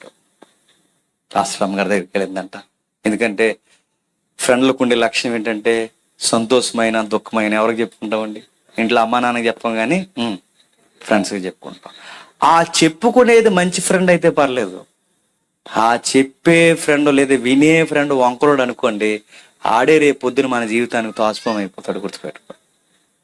అందుకే మరియమ్మకి ఎవరో ఒకే ఒక్క ఫ్రెండ్, ఊర్లో ఎవ్వరు ఫ్రెండ్స్ లేరు. ఎవరన్నా తెలిసినా ఆ ఎలిజబెత్ అమ్మ ఉంది. ఎలిజబెత్ అమ్మ దగ్గరికి వెళుతుండగా చెప్పాలనుకుంటుంది. ఇప్పుడు అడుగుతున్నాను, ఆ ఊరికి పాస్టర్ అమ్మ, ఆ పాస్టర్ అమ్మ దగ్గర విశ్వాసం ఎవరు చెప్పండి? మరియమ్మ. ఇప్పుడు పాస్టర్ అమ్మ గారి దగ్గరికి విశ్వాసం వెళ్ళి, అమ్మా నేను గర్భవతిని కాబోతున్నాను అనగానే అర్థం చేసుకుంటే పర్లేదండి, అర్థం చేసుకోకపోతే చక్కగా పాటలు పాడితే భక్తురాలు అనుకున్నాను, ఇలాంటి దానివి ఏంటి అంటే ఇలాంటి అమ్మాయి అనుకోలేదు, నువ్వు చాలా భక్తురాలు అనుకున్నాను అని ఒకవేళ రివర్స్ అయితే. కానీ దేవుడు చూడండి, ఈ మరియమ్మ నిలబడ్డది గనక తన చుట్టూ ఉన్న పరిస్థితులన్నీ చక్కబెట్టేస్తున్నాడు. చూడండి, తన చుట్టూ ఉన్న పరిస్థితులని చక్కబెడుతున్నాడు. ఆ ఎలిజబెత్ అమ్మ ఎంత మంచి తల్లి అంటే తన తోటి విశ్వాసాన్ని అర్థం చేసుకునే చక్కటి సేవకురాలు. రావడంతోనే ఆ సేవకురాలందట ఎలిజబెత్ మరియమ్మ యొక్క వందన వచ్చిన వినగానే ఆమె గర్భంలోని శిశువులు గంతలు వేసను. అంతటా ఎలిజబెత్ పరిశుద్ధాత్మతో నిండుకున్నది. బిగ్గరగిట్లను, స్త్రీలలో ఆశీర్వదింపబడినదానా, నీ గర్భఫలమును ఆశీర్వదింపబడును, నా ప్రభు తల్లి నా యొద్దకు వచ్చుట నాకు ఏల ప్రార్థించు. ఏమంటుందండి? ఒక మాట చెప్పండి. ప్రభు తల్లి అంటే నీ బిడ్డ నాకు ప్రభు, నా బిడ్డ నీ బిడ్డకి సేవకుడు. ఎవరన్నా ఒప్పుకుంటారండి ఈ మాటలో? నీ మాట నేను అందరిని కదండి, ఇలా అటోళ్ళని అంటున్నాను. ఇప్పుడు సేవకురాల దగ్గరికి వెళ్ళి విశ్వాసురాలు మీ బిడ్డ మా బిడ్డకు ఊడిగం చేస్తాడంటే ఏమంటదండి? ఏమంటది? మళ్ళీ ఇంటికి రానెత్తదా? ఇప్పుడు ఒక సేవకురాలు ఇంటికి విశ్వాసురాలు వెళ్ళిందనుకోండి, ఈ మధ్య బాగా సిటీలో పాస్టర్లు చెప్తున్నారండి, అందరు కాదు కొందరు, వచ్చిన వెంటనే ఏమంటారు చెప్పినా, ఇదిగో ఆ 2 గిన్నెలు కడిగే అన్నారట. అలాగే ఆ సీపురు ఇచ్చా, 2 గోచులు తుడిచా. అడుగుతున్నాను, ఇలాగ చూస్తున్నారు తప్ప విశ్వాసుల్ని, అయ్యో వీళ్ళ గర్భాన్న మా బిడ్డల కన్నా గొప్ప బిడ్డలు పుడతారేమో అని ఆలోచించే దైవజనరాలు ఉన్నారు. చెప్పండి, వాళ్ళ ఊడిగించేయాలి, వాళ్ళ బిడ్డలో ఊడిగించేయాలి, అందరూ ఊడిగించేయాలి తప్ప వాళ్ళ బిడ్డలకి మన బిడ్డల కన్నా దేవుని గొప్ప పరిచర్య చేస్తారంటే ఈరోజు పచ్చగా చూసే కళ్ళు ఉన్నాయండి? లేవు. కానీ చూడండి ఆమె ఎంత మంచిదో చూడండి. ఇదిగో అమ్మ తల్లి, నువ్వు నా ప్రభు యొక్క తల్లివి, నేను గొప్పదాన్ని అనకమ్మా, నువ్వు నాకన్నా గొప్పదానివి. నా గర్భం గొప్పదని అనకమ్మా, నా గర్భం కన్నా నీ గర్భం గొప్పది. నువ్వు స్త్రీలలో ద్వేషింపబడిన దానివి కాదు, దీవింపబడిన దానివి. నీ గర్భం ద్వేషింపబడిన గర్భం కాదు, ఆశీర్వదింపబడిన గర్భం. నువ్వు స్త్రీలలో ధన్యురాలివి, నువ్వు నాకన్నా గొప్పదానివి, నన్నేదో గౌరవించేకు. అసలు నా బిడ్డ నీ మాట వింటుంటే ఎగురుతున్నాడంటే నువ్వు ఎంత గొప్పదానివో. చూసారా, ఆ రోజు క్రిస్మస్ లో ఏమున్నాయి చెప్పనా? గుర్తుపట్టండి. ఆ రోజు క్రిస్మస్ లో ఏమున్నాయి చెప్పనా? ఒక్క మరియమ్మ నిలబడితే, ఒక్క తిరిగిలేని ప్రసంగానికి ఒక్క విశ్వాసం నిలబడితే ఎంత మంది సపోర్ట్ గా నిలబడుతున్నారో చూడండి. ఈరోజు క్రిస్మస్ లో నేను ముగిస్తున్నాను. ఈ క్రిస్మస్ వర్తమానం మీలో ఎవరికైనా అర్థమైతే నేను చెప్తున్నాను, ఈ ప్రసంగం అర్థమైతే ఆ రోజు మరియమ్మ యేసుప్రభుని గర్భంలో పెట్టి మోసింది. ఈ డిసెంబర్ నుంచి నా జీవితంలో యేసుప్రభుని మోస్తానని ఒక్కరైనా స్పందిస్తే ఈ మీటింగ్ సక్సెస్ అయినట్టే. ఆ రోజు వర్తమానికుడు నిలబడిన, ఆ ప్రసంగానికి నిలబడిన మరియమ్మకి సపోర్ట్గా ఇచ్చే ఒక్క పెద్ద అయినా ప్రక్షాళన చేయడానికి ఈ బిడ్డకి నేను సపోర్ట్గా ఉంటానని ఆ క్రీస్తు కొరకు రగిలిపోయి ఏ బిడ్డకైనా ఏ పెద్ద అయినా నిలబడితే ఈ మీటింగ్ ప్రతిఫలం దక్కినట్టే. ఆ రోజు సేవకురాలు అర్థం చేసుకున్నట్టు ఈ రోజు అనేక మంది సేవకురాలు సంఘంలో ఉన్న సామాన్యమైన విశ్వాసాలను అర్థం చేసుకుంటే నిజమైన క్రిస్మస్ జరిగినట్టే. ఈరోజు యేసుక్రీస్తు ఎందుకు బయటకు రావట్లేదు చెప్పనా? ఈరోజు వర్తమానాలు మోమాటం లేకుండా చెప్పే వర్తమానాలు, అంత టైంపాస్ వర్తమానాలు, అంతా ఏదోలా కాలం గడిచిన టెక్స్ట్ ని వివరించే వర్తమానాలు లేవు. ఈరోజు ఇలాంటి వర్తమానాలు చెప్పే దగ్గర అలాంటి మరియ దగ్గర యోసేపు దగ్గర ఆ స్థానిక దైవజనరాలు పెద్దలు, ఆ సుమయలు లాంటి పెద్దలు నిలబడితే నేను చెప్తున్నాను, ఘనమైన క్రిస్మస్ ఆరాధన జరుగుతాయి. మళ్ళీ పల్లిస్తారు, మళ్ళీ జీవిస్తారు. ఎక్కడైతే అక్కడక్కడ యేసుక్రీస్తు వారిని వీరే మోసుకుపోవడానికి మరియలాంటి గర్భాలుగా వీళ్ళ నిలబడతారు. ఈ క్రిస్మస్ లో ఏం విన్నారయ్యా అంటే మీరు చెప్పాలి. ఇంటికి వెళ్ళిన తర్వాత ఏమన్నాను తెలుసు? దేవుడు నీతో నేరుగా మాట్లాడాడు, నువ్వు నిలబడతావా అని. ఆ రోజు 2000 సంవత్సరాల క్రితం వాళ్ళు నిలబడ్డారు. ఆ 2000 సంవత్సరాల క్రితం ఆ పేదోళ్ళందరూ నిలబడ్డారు. ఈ 2000 సంవత్సరాల తర్వాత అడుగుతున్నాను, మీ ఊర్లో చాలా మంది ఉన్నారు, వీళ్ళందరినీ బాగు చేయడానికి మీరు నిలబడతారు. ఎప్పుడైతే నిలబడతామంటారో అప్పుడు నిజమైన క్రిస్మస్ జరిగినట్టు. ప్రభు అయిన యేసుక్రీస్తు వారిని ఎంత గారాభంగా పెంచుకుందో అంత గారాల కొడుకుని సిలువ వేయడానికి అప్పగించేసింది. ఎన్ని ద్వేషాలైతే ఎదుర్కొందో అన్ని ద్వేషాల కొరకు ఏ కొడుకుని చూసైతే శ్రమ అంతా మర్చిపోయిందో ఇప్పుడు ఆ కొడుకుని అలా వేలాడదీచేస్తుంటే మౌనంగా అలా చూస్తూ ఉండిపోయింది. ఎందుకంటే సుమయోని చెప్పిన ప్రవచనం గుర్తుంది, నీ హృదయంలోనికి ఖడ్గము దూసుకుపోతాను. నేను అడుగుతున్నాను, తన కొడుకుని చేతులారా సిలువ వేస్తున్న చూస్తూ ఉందంటే ఇది ప్రభువు చిత్తమని మౌనం అయిపోయింది. మీ కొడుకుని సిలువేయమని అడగట్లేదు, కానీ మీ కొడుకుని కనీసం సండే స్కూల్కి పంపించండి చాలు. మీ కొడుకుల్ని కూతుర్ని వర్తమానాలు చెబుతున్నప్పుడు సంఘంలో కూర్చోబెట్టండి చాలు. మీ బిడ్డలను దేవునికి అప్పగించండి. ప్రతిరోజు క్రిస్మస్ చేసిన వాళ్ళు అవుతారు. క్రిస్మస్లో ఏముందో చెప్పనా? క్రిస్మస్లో క్రైస్ట్ మిస్ అయ్యాడు, క్రిస్మస్లో మెస్ వచ్చింది. మెస్ అంటే ఏంటి? కానా. ఎప్పుడు అయిపోతుంది, ఎప్పుడు భోజనం చేస్తాం, ముందే భోజనం చేసి ఉంటారులేండి నాకు తెలిసి. ఎప్పుడు భోజనం చేస్తాం, ఎప్పుడు వెళ్ళిపోతాం. అందుకే క్రిస్మస్ అనగానే క్రిస్మస్లో ఆరాధన పోయింది. ఏమొచ్చింది చెప్పండి? మెస్ వచ్చింది. ఏమంటారు చెప్పనా? బాగా తినేసి ఏమంటారు చెప్పనా? లాస్ట్ ఇయరే బాగున్నాయి. ఏంటి మీరు మెస్ అయిపోయింది క్రిస్మస్. ఎవడో ముగించేస్తున్నాక ఎవడో ఉన్నాడట, ఆ పాస్టర్ గారు ఏలూరు అవతల ఎప్పుడు వెళ్ళాను నేను క్రిస్మస్కి వెళ్తే, ఇందాక క్యాండిల్ సర్వీస్ చేశారు కదండి, ఆ క్యాండిల్ సర్వీస్ చేస్తూ ఉండగా ముందు పెద్ద కొవ్వొత్తు పైన వెలిగించారు కదా క్యాండిల్. ఈ పెద్ద క్యాండిల్ పైన వెలిగించిన తర్వాత సాంప్రదాయం ఏంటంటే పెద్దలు నేర్పించింది, ఈ క్యాండిల్ ఒక్కొక్కరిది వెలిగించాలి. ఎందుకంటే ఫస్ట్ నేను వెలిగాను మరియమ్మలాగా, తర్వాత అందరినీ నేను వెలిగిస్తున్నాను అనడానికి గుర్తు. అలా కాకుండా వెనకాల నుంచి వెలిగించేశారట. పాస్టర్ గారు డౌట్ ఇచ్చేసింది, రే అగ్గిపెట్టి నా దగ్గర ఉంది, మీ దగ్గరికి అగ్గిపెట్టి ఎలా వచ్చిందిరా అంటే దాని అర్థం ఏంటండి? అగ్గిపెట్టి జేబులు తిరుగుతున్నారంటే చెప్పండి, ఇంకా మారలేదు. అగ్గిపెట్టెలు జేబులు వేసుకుని క్రిస్మస్లకు వచ్చే వాళ్ళు ఉన్నారంటే ఉన్నారు. ఆ మాటలు మీకు అర్థమవుతున్నాయా? ఇలాంటి వారిని కూడా మార్చాల్సిన బాధ్యత ఎవరు చెప్పండి? మంది. క్రిస్మస్ అంటే ఏంటి చెప్పినా మార్పు కనబడాలి. క్రిస్మస్ అంటే ఏంటి చెప్పినా నిలబడేవారు కనబడాలి. క్రిస్మస్ అంటే ఏంటి చెప్పినా త్యాగాలు చేసే వాళ్ళు కనబడాలి. క్రిస్మస్ అంటే ఏంటి చెప్పినా మోమాటలు లేని వర్తమానకులు కనబడాలి. ఇది ఎప్పుడైతే జరుగుద్దో ఇదే స్వచ్ఛమైన క్రిస్మస్ ఆరాధన. దేవుడు మిమ్మల్ని దీవించును గాక. ప్రేమగల తండ్రి, కృపగల దేవ, అందరికీ ఈ మాటలు అర్థమయ్యో నాకు తెలియదు తండ్రి. విలువైన మాటలు వినిపించారు అంటే విన్నవారు ధన్యులు దేవ, విని దాని ప్రకారం అనుసరించిన వారు మరీ తండ్రి. ఒక్క గాబ్రియేలు వర్తమానానికి ఒక్క తల్లి నిలబడితేనే ఇంత ప్రక్షాళన జరిగితే, దానికి నిలబడిన యోసేపు తండ్రి ఒక్క నిలబడితే తండ్రి ఈరోజు ప్రపంచానికి ఎంత వెలుగుమయమైతే, ప్రతి ఏడాది డిసెంబర్లో తండ్రి ఈ జన్మదిన వేడుకలు మేము చేస్తున్నాం. మేము నిలబడితే మా చుట్టూ ఉన్న తాగుబోతుల్ని, తిరుగుబోతుల్ని తండ్రి, వ్యభిచారుల్ని తండ్రి, ఎంతమందిని మేము మార్చగలం దేవా. మా జీవితాల్లో తండ్రి త్యాగము జరిగిన నాడే సరి అయిన ఆరాధన జరిగినట్టు దేవా. మా జీవితాల్లో తండ్రి సరి అయిన ఆరాధన జరిగిన నాడే నిజమైన క్రిస్మస్ జరిగినట్టు తండ్రి. ఇవేమి చేయకపోతే తండ్రి శ్రోతల్లా కూర్చొని భోజనాలు చేసి ఇంటికి వెళ్ళిపోతే తండ్రి, బయట ఉన్న భక్తులు, పండగ భక్తులకి మాకును పెద్ద తేడా లేదు దేవా. తండ్రి ఘనమైన వర్తమానికులు ఇక్కడ ఉన్నారు తండ్రి, వారి ద్వారా ప్రతి వారం ఇంకా మాట్లాడండి, సత్యమును వెలువరించండి, వారిని దీవించండి. స్థానిక దైవజనుల తండ్రి వారిని దీవించండి. ఈ పరిసర ప్రాంతాల్లో సేవం చేస్తున్న ప్రతి సేవకుడిని మీరు దీవించండి. వచ్చిన విశ్వాసులతో మీరు మాట్లాడారు, కనీసం మరి ఇలా యోసేపులా తండ్రి, ఎవరైతే దైవజనులు వీరందరిలా తండ్రి వారు నిలబడడానికి తండ్రి సహాయం అనుగ్రహించండి. ఈ కార్యం కొరకు ఎక్కడెక్కడుండి కష్టపడుతున్నారో మీకు తెలుసు దేవా, వారందరినీ ఆదరించండి. మీ దయగల హస్తముల చేత దీవించండి. ఈ కార్యక్రమం వెనకాల తండ్రి ఎవరైతే కష్టాన్ని సమర్పిస్తున్నారో వాళ్ళందరినీ తండ్రి ప్రతిఫలాలతో మీరు నింపుతారని కోరుతున్నాం. మాకు తెలియని వేదన, సమస్య, కన్నీళ్ళు ఏ ఉన్న తండ్రి వాడిని తొలగించి దీవిస్తారని కోరుతూ, మమ్మల్ని శత్రులుగా భావించి మమ్మల్ని హేళన చేసి తండ్రి మమ్మల్ని లేకుండా చేయాలనుకుంటున్న వారిని క్షమిస్తారని అర్థిస్తూ క్రీస్తున్నామని ప్రార్థన సమర్పిస్తున్నాం తండ్రి. Amen, amen.